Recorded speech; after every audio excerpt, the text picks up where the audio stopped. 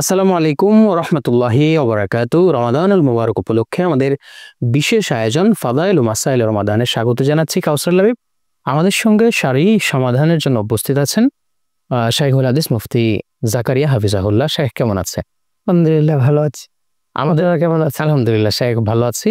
আপনাদের কাছ থেকে আমাদের কাছে বেশ কিছু প্রশ্ন আসে, সেই প্রশ্নগুলোর সারি সমাধান আমরা সুন্দরভাবে জানি মুফতি শাইখুল হাদিস মুফতি জাকারিয়া হাফিজাহুল্লাহর কাছে। বরাবরের মতোই আমাদের কাছে একটি প্রশ্ন এসেছে। এখন একটি ট্রেন্ড চলছে ঘোড়ার মাংসের, ঘোড়ার মাংস খাওয়া যাবে কিনা বা বিভিন্ন কিছু। তো সেই সূত্র ধরে আমাদের কাছে একটি প্রশ্ন এসেছে, ঘোড়ার মাংস দিয়ে কেউ যদি সাহারি করে তাহলে তার রোজা হবে কিনা, ইসলামের বিষয়ে কি বলে? নাহমাদুহু ওয়া নুসাল্লি আলা রাসূলিল কারীম, আম্মা বাদ। ঘোড়ার গোশত দিয়ে সেহরি করার বিষয়টা নিয়ে আমাদের কাছে যে প্রশ্ন এসেছে, ঘোড়ার গোশত আসলে খাওয়া কি এই জিনিসটা আমাদের বোঝা দরকার। এটা কি হালাল না হারাম? ঘোড়ার গোশত হালাল খাওয়া। এক সময় ঘোড়াটা ছিল একদম নিছক জিহাদের জন্য, ইসলামী জিহাদের জন্য একটা বস্তু ছিল। এখন যেহেতু এটা ছাড়া অন্যান্য বিষয় দ্বারাই কি হয়, যুদ্ধ এবং জিহাদ হয়, এই জন্য এটা ছাড়া এটার উপরে পরিপূর্ণ নির্ভর নয়।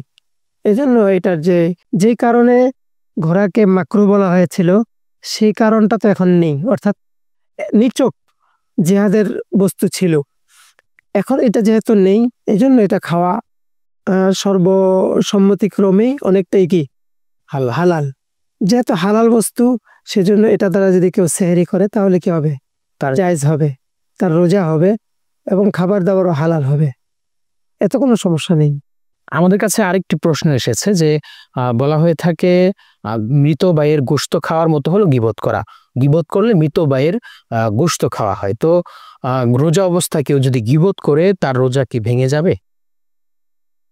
রোজা অবস্থায় গীবত করলে রোজা ভেঙে যাবে না, অর্থাৎ রোজা সহি থাকবে। বাকি গীবত এটা সর্বাবস্থায় একটা কি হারাম বস্তু, অর্থাৎ কবিরা গুনাহ সমূহের একটা গুনাহ হলো গীবত করা। কোরআন মাজিদে একেবারে স্পষ্টভাবে আল্লাহ তাআলা বলেছেন, আইয়ুহিব্বু আহাদুকুম আইয়াকুলা লাহমা আখিহি মাইতান ফাকারিহতুমু। তোমাদের কেউ কি পছন্দ করবে যে তোমাদের মৃত্যু ভাইয়ের গোশত খাবে? অর্থাৎ গীবত করাটা, পরনিন্দা করা, অপরের দোষচর্চা করা, এটা একটা কি গীবত করা। এই গীবত করাটা একদম হারাম, কবিরা গুনাহ, যেটা সরাসরি কোরআনে নিষেধ আসছে। এই জন্য কেউ গীবত করবো না, কোনো অবস্থাতেই না, রোজা অবস্থাও না, রোজা ছাড়াও না। কিন্তু রোজা ভাঙবে না, রোজা কি থাকবে, সহি থাকবে। বাকি রোজা অবস্থায় কি করতে নেই, গীবত করতে নেই, গীবত করবে না। এক হাদিসে স্পষ্টভাবে এসেছে যে রাসূলুল্লাহ সাল্লাল্লাহু আলাইহি ওয়াসাল্লাম বলেছেন, মান লাম ইয়াদা কাওলা যুরি ওয়াল আমালা বিহি ফালাইসা লিল্লাহি হাজাতুন আন ইয়াদআমা তাআমাহু ওয়া শারাবা। কোনো ব্যক্তি যদি রোজা রেখে মিথ্যা কথা বা অপরকে তোহমত দেওয়া বা বিভিন্ন ধরনের গীবত করা, এইগুলো যদি কেউ না ছাড়তে পারে, তাহলে তার শুধু খালি ক্ষুধার্ত অবস্থায় থাকা সারাদিন, এর আল্লাহ তাআলার কোনো প্রয়োজন নেই। রোজা রেখে এগুলো ছেড়ে দিতে হবে। অনেক অনেক ধন্যবাদ আমাদেরকে সময় দেওয়ার জন্য। প্রিয় দর্শক, কথা হবে নতুন কোনো পর্বে। আপনার কোনো প্রশ্ন থাকলে আমাদের কাছে পাঠাতে পারেন, আমরা শাইখের কাছ থেকে সরাসরি সমাধান জেনে নেব।